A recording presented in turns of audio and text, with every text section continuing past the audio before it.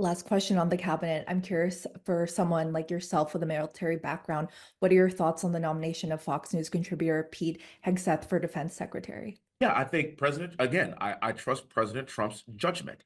Again, he wants to put people in these positions that are going to walk in on day one and shake up the system. We have a lot of bureaucratic bloat in the Pentagon. And so putting somebody in charge of that position, in charge of DoD, that's been a 3 or 4 star general, that's been a bureaucrat for the last 30 years. That's just not the direction that President Trump wants to go into. So not just Pete, but all of these nominations, I feel like are people that could walk in on day one and shake up the system.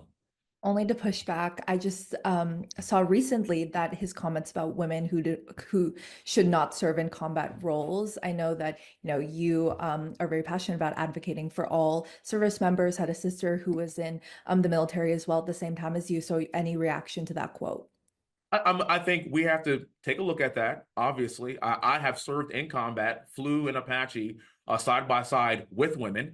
So those are his comments, and I can't necessarily, speak to that. But what I can speak to is this: we have one standard, and if you can meet that standard, you can meet that physical standard, that mental standard, meet the standard, regardless of your race, religion, color, creed, all that kind of good stuff. Then we want the best people in the right positions fighting our wars. And I will say this: it takes a very special woman to fight in some of these elite combat roles. And I think that's kind of what he was speaking to.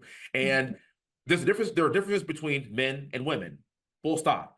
It takes a very special woman to be able to do that. And so I think his point is that we shouldn't be lowering our standards at all.